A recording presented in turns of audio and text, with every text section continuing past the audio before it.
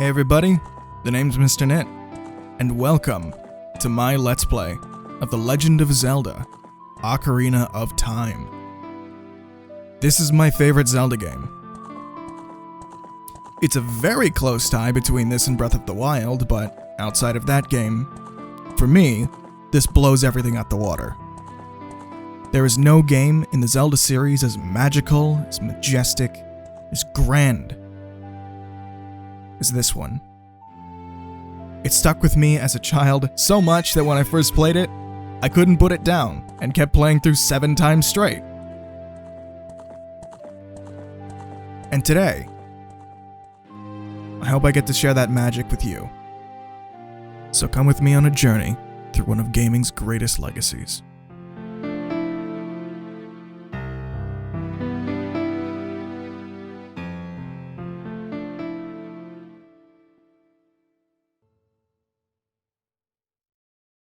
In the vast, deep forest of Hyrule, long as I served as the guardian spirit, I am known as the Deku Tree. The children of the forest, the Kokiri, live here with me. Each Kokiri has his or her own guardian fairy. However, there is one boy who does not have a fairy.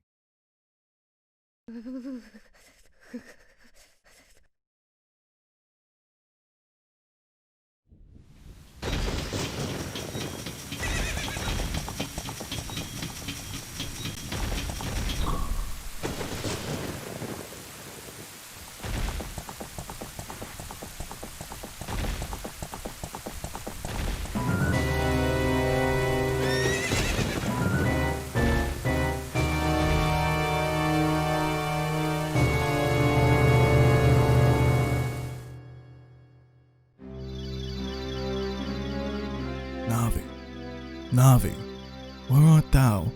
Come hither.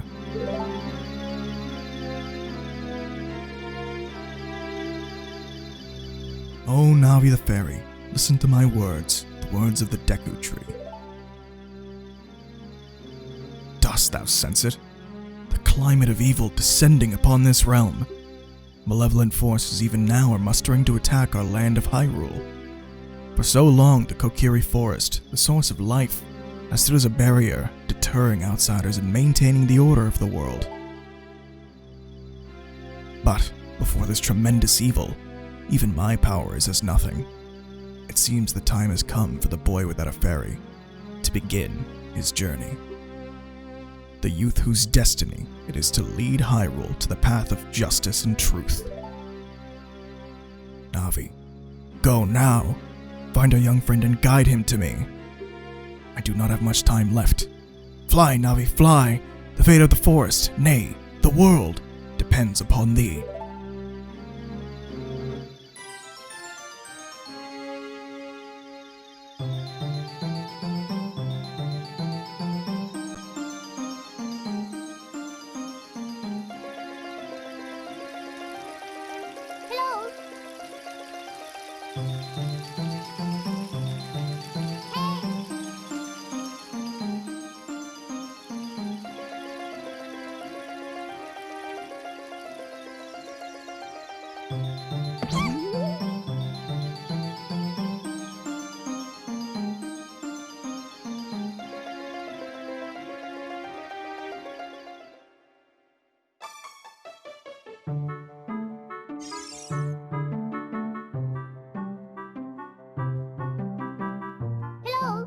Hello, Link, wake up! The great Deku Tree wants to talk to you. Link, get up!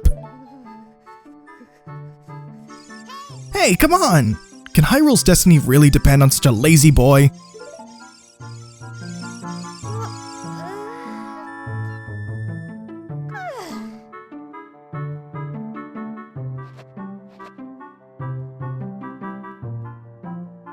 You finally woke up. I'm Navi, the fairy. The great Deku Tree asked me to be your partner from now on. Nice to meet ya. The great Deku Tree has summoned you, so let's get going. Right now. Yeah, nice to meet you too, calling me lazy first thing when you meet me. So welcome! Something you might notice right away is that I'm playing Ocarina of Time 3D. And you can notice this very clearly by the lack of a pre-rendered background. The original N64 version, which I'll show right now, used a pre-rendered background that does not hold up very well. The 3DS version actually uses 3D models, so, you know, the 3D effects could work in the 3DS here.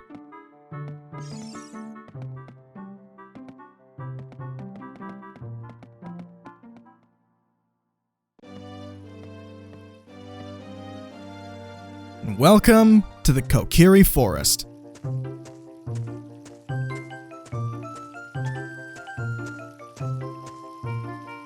Yahoo! Hi, Link!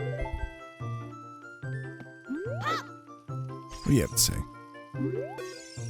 Wow, a fairy! Finally, a fairy came to you, Link. Wow, that's great news. I'm so happy for you. Now you're a true Kokiri, Link. Is that right? The Great Deku Tree has summoned you. It's quite an honor to talk to the Great Deku Tree. I'll wait for you here. Get going. Go see the Great Deku Tree. How many times are you guys gonna say Deku Tree? Good lord. So being the first 3D Zelda game ever made, we have a whole bunch of stuff to do. The starting area is a great example of the way Ocarina of Time introduces its mechanics to the player. So as you just saw, I could pick stuff up, I can throw stuff around, I can't seem to grab that, couldn't get that rupee because I can't climb there. Nice. And we'll have Navi, our fairy navigator, yelling at us from time to time. Yeah, I know. Ooh. So the Great Deku Tree's over this way, so let's go visit him.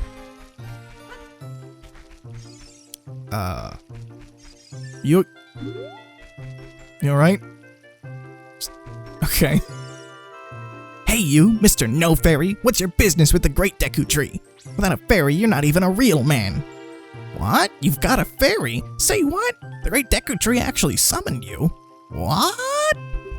Why would he summon you and not the Great Mido? This isn't funny.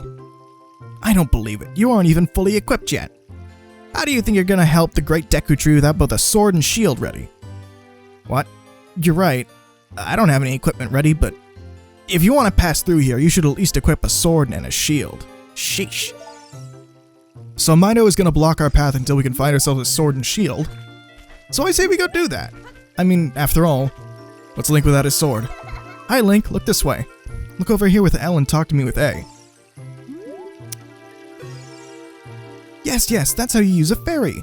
It's so great that you finally have a fairy partner. I'll teach you how to talk to people using your fairy. When a fairy flies near a person or thing, press L to look in that direction. If you use L targeting, you can talk to people from a distance, like we're doing now. When you have nothing that you can target, you can press L to just look forward. Try it. I can't overstate the game design genius that is Z targeting. So, back in the day, developers didn't have access to or didn't really know how to program in full analog or even digital camera controls. The N64 had the C buttons, which C meant for camera, but Zelda had used the C buttons for items, so rather than have the camera being controlled by the C buttons or being fully automatic in some way, the developers decided to allow you to snap the camera behind Link using the Z button. And as we just saw earlier, that's not all the Z/L button does. You're also able to lock on to anything of interest, where Link is able to look straight ahead and strafe around the object of interest, all the while the camera focuses on both Link and said object. This has laid the groundwork for camera systems of games decades in the future, all the way from Devil May Cry to Dark Souls. But hey, anybody who knows their salt about game design will praise this to high heaven. I'm not saying anything new. Unfortunately, the camera system here is the same because they didn't have a chance to implement full analog camera control until Majora's Mask 3D. It was attempted here with the gyro, but the results of that testing were the gyro camera control we have now. And here we have a shield. But we need 40 rupees, and we have, how many? 2. Nice. Alright, we gotta go find some more rupees.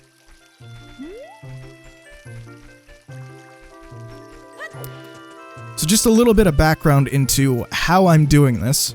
I am, in fact, using an emulator. This is my original copy that I've ended up dumping before I sold it for my Switch. That was a dumb idea, I know. But I don't have any way to capture 3DS footage directly from the system. However, I did decide that the emulator was good enough because after doing a bit of research, it doesn't have as many issues playing Ocarina as it would, say, Mario 3D Land or even Majora's Mask 3D. One of the big issues is something called shader cache stutter, and that's just not here, for whatever reason. Which is super cool and helpful if you want to play the best version of Ocarina of Time, which we'll be getting into. Don't you worry, I'll definitely discuss the differences between this and the N64 version. But in the meantime, we got the Kokiri sword. Tap gear on the lower screen to open the gear subscreen, and then tap the weapon to equip it. This is a hidden treasure of the Kokiri, but you can borrow it for a while. Be sure to practice with it before you really fight. Yeah, just taking a hidden treasure of our hometown. Absolutely.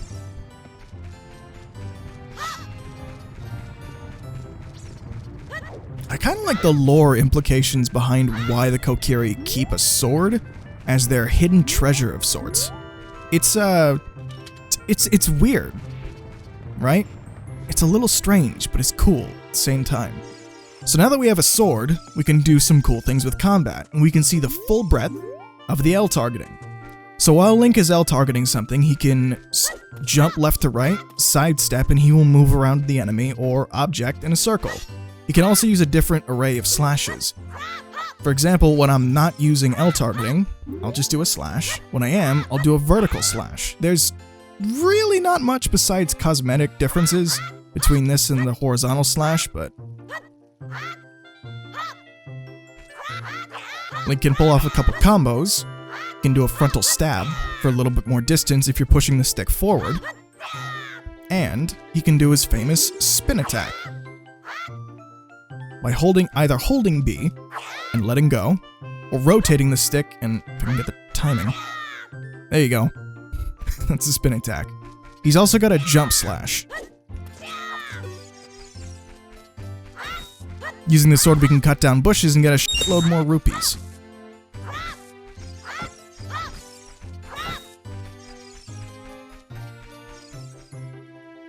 Sorry for the cut there.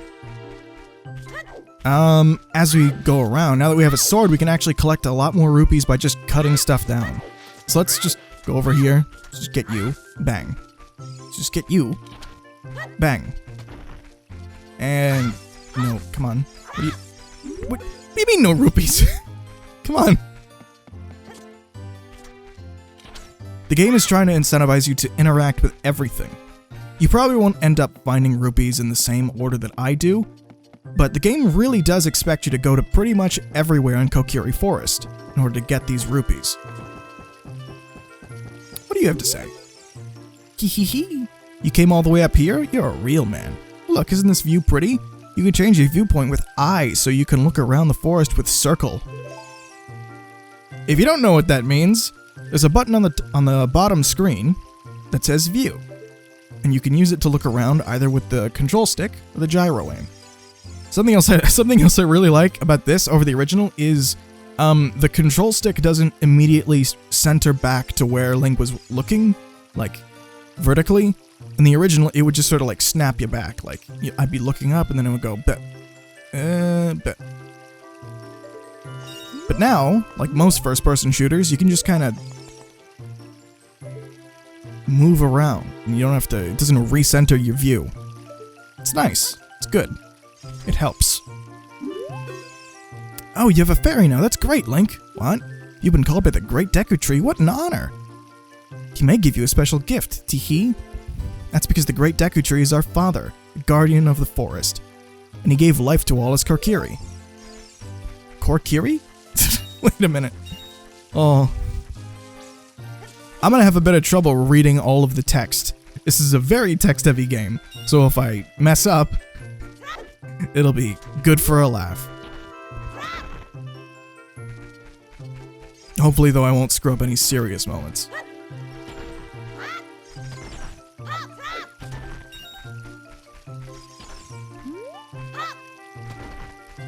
Something else I should mention is that I am going for 100%.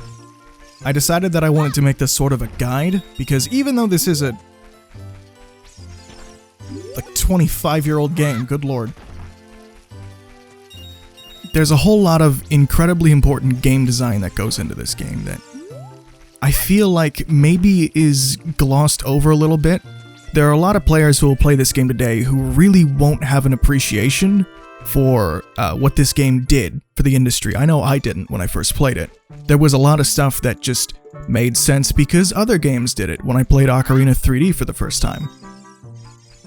But going back to this game and seeing just how much it did for the whole industry, whether it be the camera system, whether it be 3D like world design, whether it be something as simple as an action button being context sensitive. This game did it first, and it's really important to point that stuff out.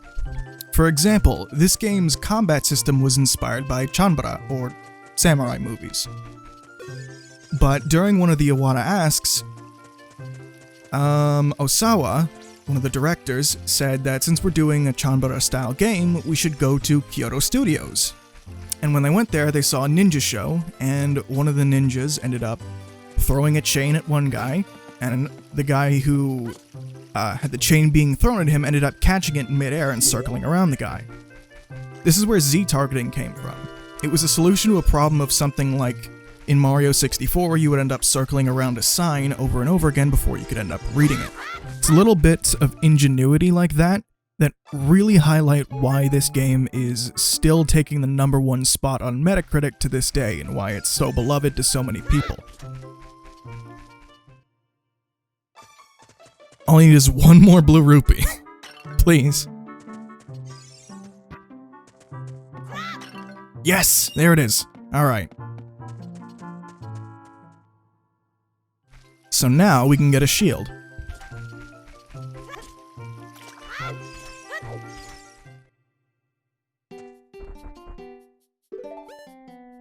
Gimme. Gimme, gimme, gimme, gimme. Hell yeah. You got a Deku shield! Switch to the gear subscreen and tap the shield to equip it. Or, select with circle and press A to equip it. Press R to crouch and defend. If you press R while L targeting, you can move while defending. Would you like to buy something else? No, I am broke. So now that we have the Deku shield, we should be able to get past Mido. Or at least he'll let us through. If he doesn't... don't fall in the water, Link. You gotta intimidate him. Look at him. Come here. Let me through! Let me through! Oh, I have to talk to him. Not not kill him. Okay. If you want to see the great Deku tree, you should at least equip a sword and a shield. Eh? What's that? Oh, you have a Deku shield. And what's that? Is that the Kokiri sword? Good grief! Well, even with all that stuff, a wimp is still a wimp, huh? I, the great Mido, will never accept you as one of us. Shoot, how did you get to be the favorite of Saria and the great Deku tree, huh? Look at his walk cycle! What a douche. Okay, see ya. Never again. And as we're walking along this path, we get the first instance of combat. These are Deku Babas. Though it looks withered, it will hurt you if you touch it. So locking onto an enemy allows you to engage in combat, although you can technically do this. It is much easier to focus on one enemy at a time. The game is entirely designed around it. You got a Deku stick! Wow, a whole stick! Amazing. Tap items on the lower screen to open the item subscreen, and then set it to 1, X, Y, or 2. Swing it using 1, X, Y, or 2, and when you want to put it away, stand still and press A. I'm a rap god, don't worry about it. You can only carry a certain amount, so don't waste them. That's true. As you can see down here, we have a certain number of item slots. 3DS does technically have fewer item buttons, dedicated item buttons, like physical buttons, than the N64 controller did, where the N64 controller had 3, and the 3DS only had X and Y. But they make up for it by giving you 2 digital buttons. This isn't great for me, considering I'm using an emulator and I would have to point and click with the mouse and take my hands off the controller and everything, but for most items I can just set it to X and Y. Great Deku Tree, I'm back!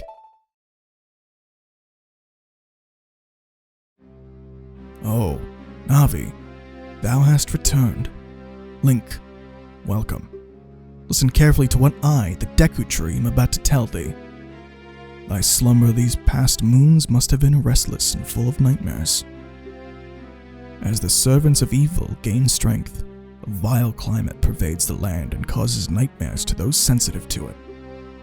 Verily, thou hast felt it. Link, the time has come to test thy courage.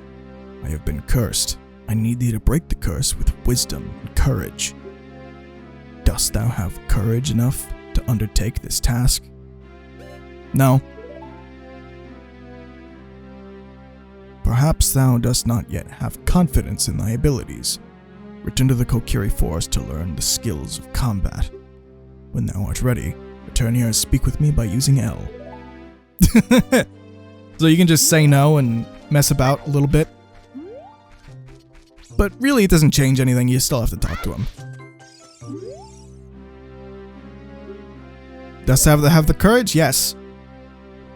Now open your big mouth and let me get in you. Sorry. Then enter, brave Link, and thou too, Navi. Navi, the fairy, thou must aid Link. And Link, when Navi speaks, use to listen well to her words of wisdom.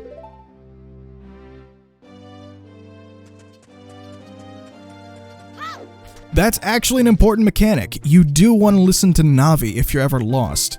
And trust me, if this is your first time playing, you can get very lost.